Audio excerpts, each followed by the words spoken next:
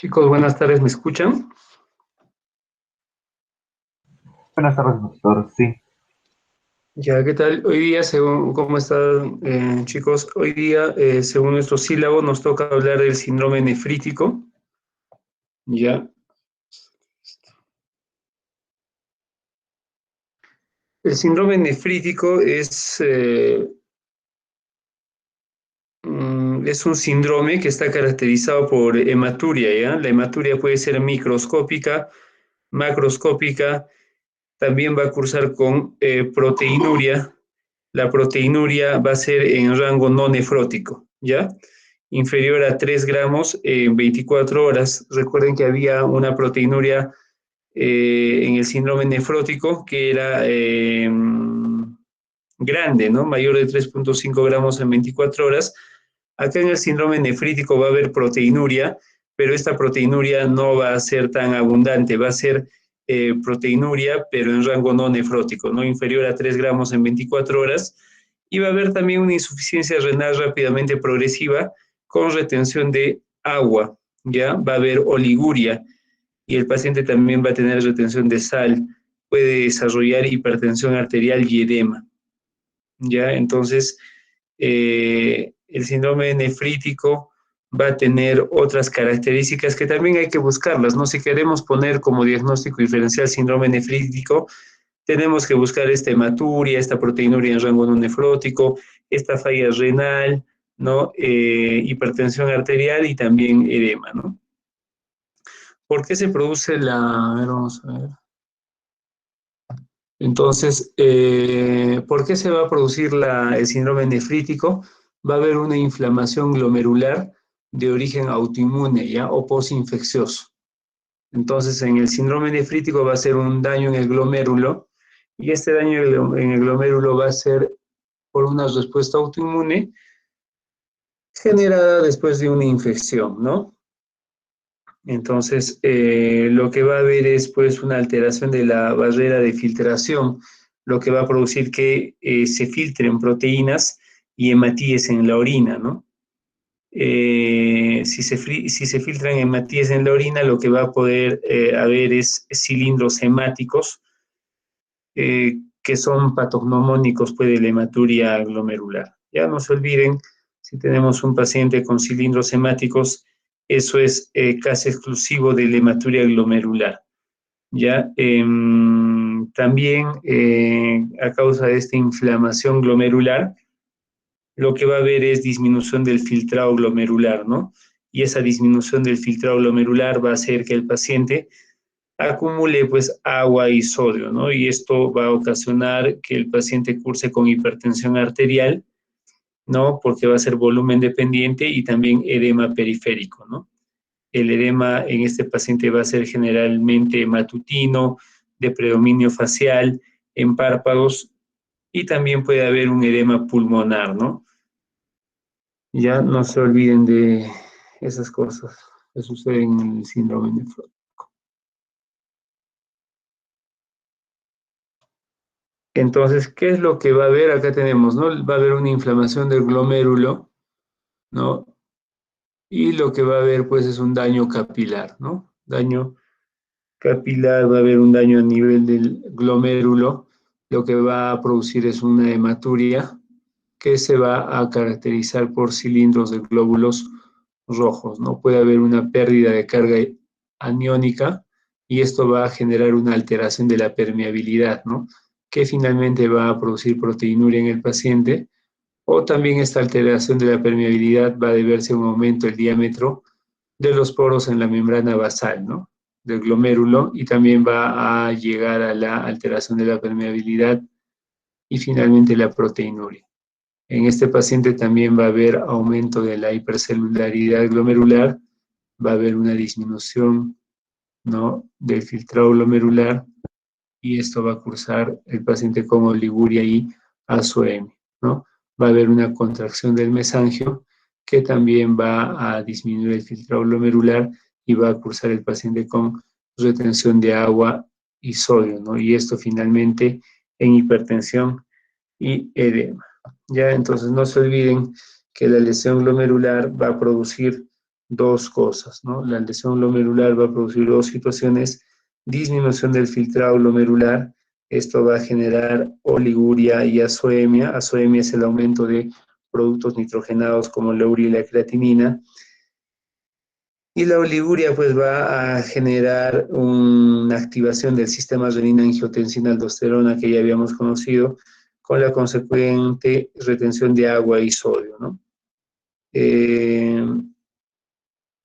Acá en este paciente vamos a poder tener edemas, ¿no? Puede llegar al edema pulmonar por insuficiencia cardíaca congestiva, hipertensión arterial.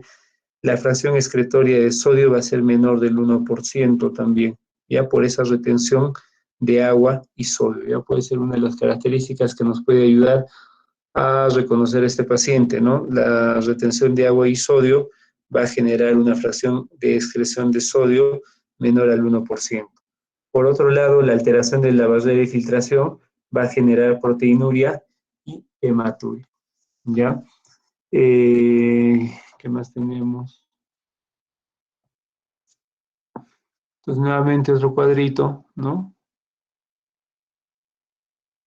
Donde va a haber un daño glomérulo inmunológico que va a producir hematuria, disminución del filtrado glomerular, uremia y proteinuria, ¿no? Reabsorción distal de sodio y agua, aumento del volumen de líquido extracelular, congestión vascular, edema e hipertensión, ¿no? Para que nos quede claro de repente la, la fisiopatología de este problema, ¿no? Todo va a empezar por una inflamación autoinmune del glomérulo, ¿no? En relación a las causas del síndrome nefrítico son muy variadas. Ya, a ver,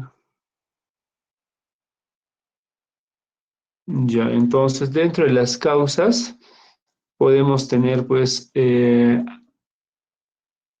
los microorganismos, ¿no? Los microorganismos que pueden generar esta inflamación del glomérulo, esta respuesta autoinmune, ¿no? Tenemos bacterias, tenemos virus, tenemos parásitos y tenemos otros microorganismos también. Dentro de las bacterias, el que más frecuentemente provoca esto es el Streptococcus pyogenes, ¿ya? El Streptococcus pyogenes o beta hemolítico va a producir una reacción endocapilar, ¿no? Va a haber una cepa M o nefritógena, ¿no? Que va a estar más o menos 14 días antes de que el paciente haga el daño renal, ¿no? O 7 a 10 días antes, ¿no? Entonces, generalmente es un paciente que puede venir con todo el cuadro clínico que ya habíamos recordado brevemente hace un rato, ¿no? Y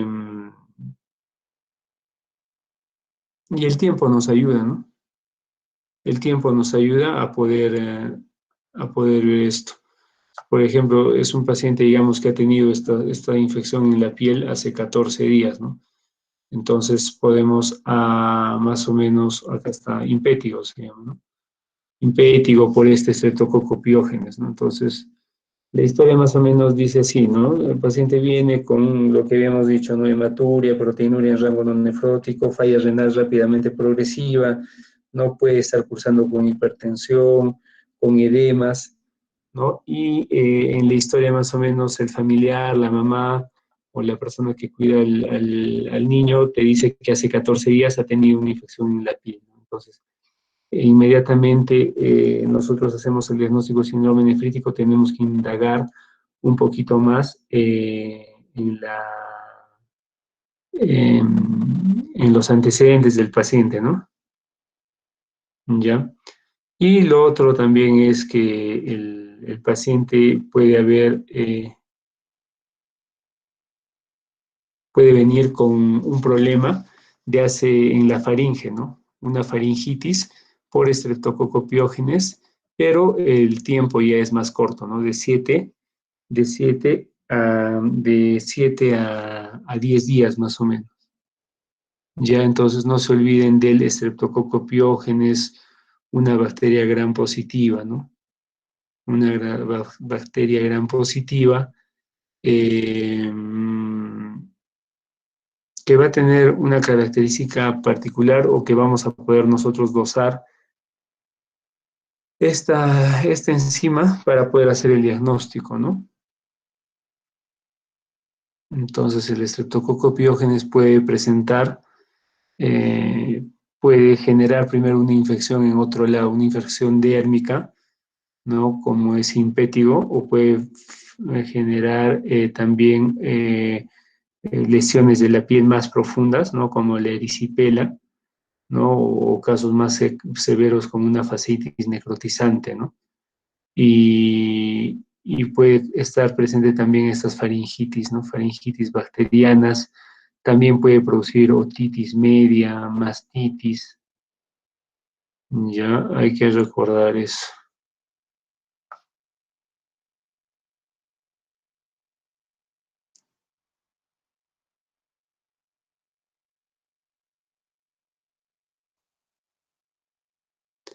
En relación a la etiología que estábamos viendo, también una causa importante del síndrome nefrítico van a ser estas glomerulopatías primarias, ¿ya? Glomerulopatías o glomerulonefritis primarias, ¿ya? Las glomerulonefritis, cuando ustedes lleven el capítulo de nefrología, no está dentro de nuestros temas, pero las glomerulonefritis pueden ser posinfecciosas, ¿ya? Pueden ser posinfecciosas. Estas posinfecciosas, por ejemplo, pueden ser de tipo endocapilar, producida por el Streptococcus pyogenes, ¿no? Pero también van a haber glomerulonefritis extracapilar, ¿no? De cualquier tipo. También van a haber glomerulonefritis primarias, las membranoproliferativas, ¿no? Acá están las extracapilares, ¿no? Extracapilares. Acá ya habíamos visto que este Streptococcus pyogenes te va a producir una glomerulonefritis endocapilar, pero va a haber otras que te van a producir glomerulonefritis extracapilar, ¿no? Por ejemplo, las rápidamente progresivas, la membrana proliferativa, la mesangial tipo A, y también van a haber, pues, glomerulonefritis que van a ser secundarias a un daño sistémico, ¿no? O a una enfermedad eh,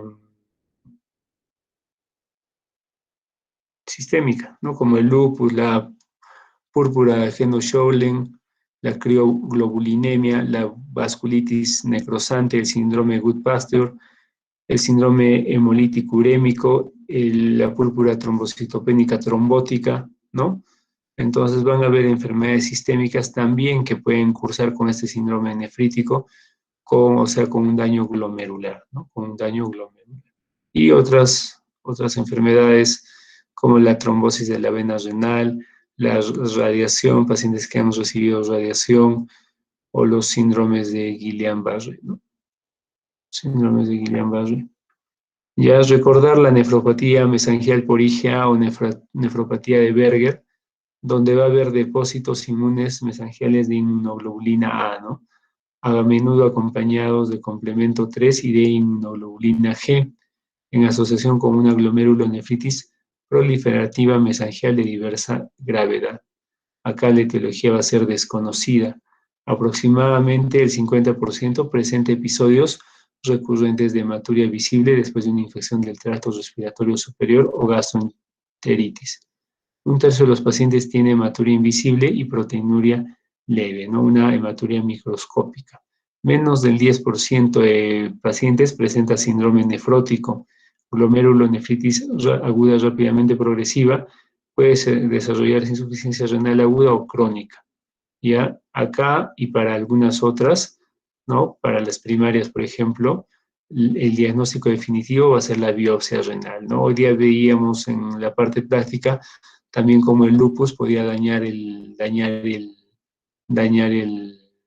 riñón, ¿no? Y también va a haber una clasificación de la nefropatía lúpica, ¿no? Que va a incluir estas glomerulonefritis primarias, ¿no? Un daño glomerular también, ¿no? Los YECA se usan para reducir la proteinuria y en particular si hay hipertensión o proteinuria, se ha demostrado que ayudan a preservar la función renal.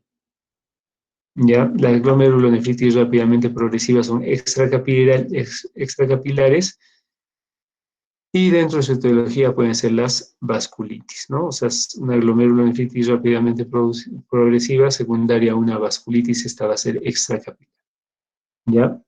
Mm,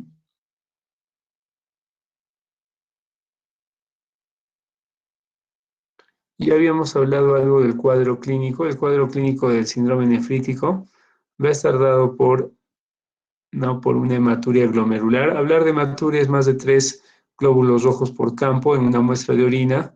Y para que tú digas que esa hematuria es glomerular, porque puede ser una hematuria no glomerular, ¿no? Por ejemplo, ¿qué hematuria no glomerular tendríamos, Yesenia Cáceres? ¿En qué pensarías en una hematuria no glomerular?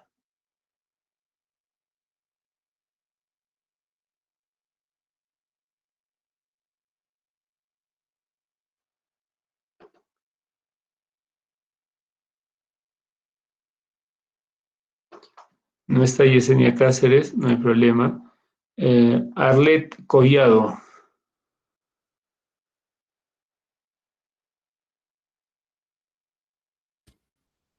Doctor, ¿me escucha?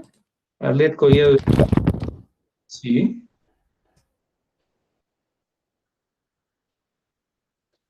sí te escucho. ¿Tú me escuchas? Sí, ahora sí.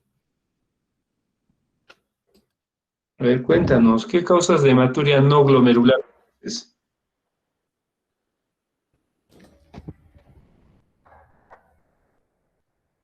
¿Cuánto sacaste en el examen, Arlet? ¿Pausa? Sí, causas de hematuria no glomerular. ¿Cuánto sacó en el examen, Em, Arlet? Creo que 15, 15. 15, a ver, demuestra, defiende tu 15. 15 no había 16, creo. Ya, las causas.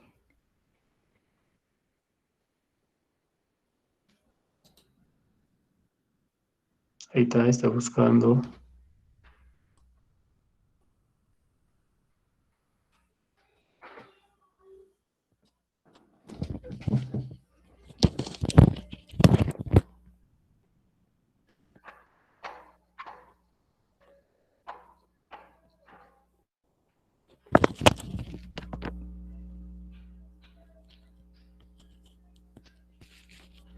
Ya, doctor, Sí, te estamos ya. esperando. Em, por ejemplo, puede ser una nefropatía intersticial, necrosis tubular, tumores, causas, causas me pidió, ¿no? Tumores, por ejemplo, Em, ¿no? Una hematuria no glomerular puede ser pues un cáncer de vejiga, ¿no? Traumatismo. Entonces, no se olviden que la hematuria puede ser glomerular y no glomerular, ¿no? La hematuria, si tenemos ya más de 3 glóbulos rojos por campo en una muestra de orina, decimos que el paciente tiene pues hematuria, ¿no? Y para determinar si esta hematuria es glomerular, lo que hay que ver es pues si tiene cilindros hemáticos, ¿no? Ya habíamos hablado que casi los cilindros hemáticos nos dan el diagnóstico de una hematuria glomerular, ¿no? Hematíes dismórficos, ¿no? Es parte de una hematuria glomerular. Y también si el paciente tiene proteinuria en rango no nefrótico, también nos habla de una hematuria glomerular, ¿no? Tenemos edema, alteraciones urinarias, por ejemplo, oliguria, proteinuria o disminución del filtrado glomerular, ¿no? Ya sabemos calcular la tasa de filtrado glomerular, entonces eso está asociado también a un síndrome nefrítico, ¿no? Y la hipertensión arterial. En relación al laboratorio, podemos pedir pruebas de función renal, urea, creatinina, proteinuria. Podemos pedir un sedimento urinario para ver si hay y también hematuria, si hay cilindros de glóbulos rojos, ¿no? Un hemograma, ¿no? Un hemograma nos puede, si bien es cierto, no nos da el diagnóstico directo, de un síndrome nefrítico, pero nos puede dar el diagnóstico de un proceso infeccioso que el paciente esté cursando, ¿no? O haya cursado. Puede darnos una anemia, que nos oriente una falla renal crónica, protis sanguíneo, bioquímica, lactato deshidrogenasa, perfil hepático, ASLO antiDNasa B, ANA antimembrana basal glomerular, ANCA, ¿no? Aquí ya, por ejemplo, con los ANA, estamos anticuerpos antinucleares, estaríamos buscando lupus, con los ANCA estaríamos buscando vasculitis, con el complemento también nos estaría apoyando alguna enfermedad autoinmune, test para descartar de repente a sífilis, algunas otras enfermedades que pueden ir también con un daño renal, ¿no? Entonces, este paciente con síndrome nefrítico puede tener complicaciones, ¿no? Dentro de las complicaciones, una falla renal aguda. Una falla renal aguda puede el paciente, ¿no?, progresar y incluso si esta falla renal es muy grave, puede llegar el paciente a diálisis, ¿no? Ese edema, esa acumulación de agua y de sodio nos puede llevar a un edema de pulmón, ¿no?, a una insuficiencia cardíaca. ¿Sí? Y el problema de la hipertensión también se puede complicar con una encefalopatía hipertensiva. Como hemos visto, este paciente con síndrome nefrítico puede tener, pues, algún tipo de glomerulonefritis, ¿no? Entonces, en algunos casos va a estar indicada la biopsia renal, ¿no? ¿En qué casos? Por ejemplo, signos de enfermedad sistémica como el lupus, ausencia de intervalo libre de infección, ¿no? Anuria. Para hacer la biopsia, pues, el paciente no tiene que estar con infección, ¿no?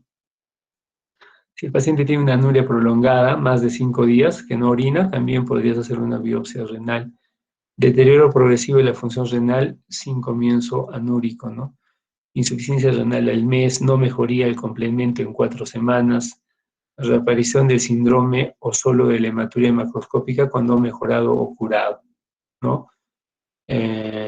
Síndrome nefrótico a los 20 días, proteinuria a los 6 meses, persistencia de las alteraciones del sedimento al año de evolución, ¿no? Generalmente se hace una biopsia y después ya no se hace, ¿no?, a menos que el paciente empeore, ¿no? Pero para conocer qué tipo de daño glomerular tiene, ¿no? En relación al tratamiento, se indica el reposo, una dieta baja en sodio, diuréticos para que el paciente, para estimular esa función renal, que el paciente pueda orinar, para poder tratar la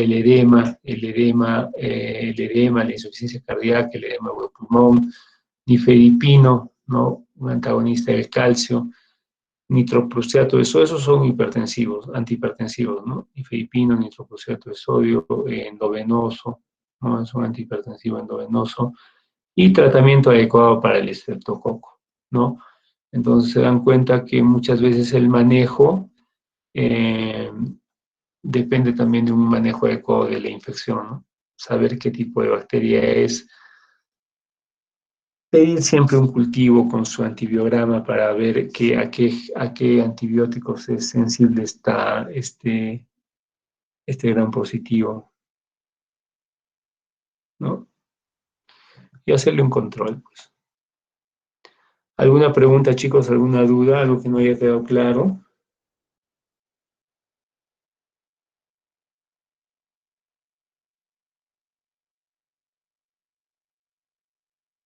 ¿Alguna pregunta, Iván? ¿Alguna otra duda? No, doctor. Entonces, acá básicamente lo que se hace es diagnosticar de acuerdo de acuerdo a la historia de la enfermedad y de acuerdo al cuadro clínico, ¿no? Buscar en el paciente la hematuria, proteinuria, insuficiencia renal, hipertensión arterial, buscar todo eso, ¿no? Si ves que el paciente viene con edemas, con hipertensión arterial, es un paciente joven, ¿no? Entonces buscas las otras características del síndrome nefrítico, lo diagnosticas y luego hay que buscar la causa, pues. La causa te puede dar la historia de la enfermedad y si no encuentras la causa, pues tendrás que hacerle una biopsia renal, ¿no? Y el paciente se va complicando y todo, ¿no?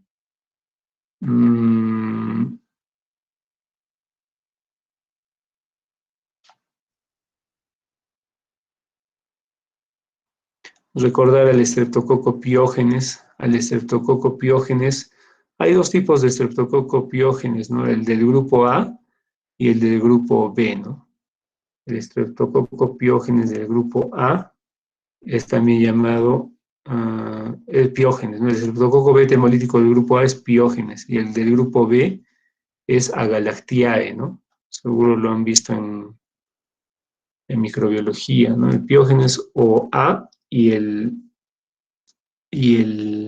Agalactiae o B. Ya, entonces no se olviden de esos anticuerpos antiestreptococo beta hemolítico del tipo A, ¿no? Hazlo, ¿no? Hazlo es el examen que solicitamos. Acá medimos anticuerpos contra el estreptococo beta hemolítico del grupo A. Ya, es lo que mide. Y le puedes pedir al paciente, ¿no? Para ver. Entonces es un tema corto. Si no tiene más preguntas, nos vamos a quedar acá. ¿Alguna otra duda, alguna pregunta?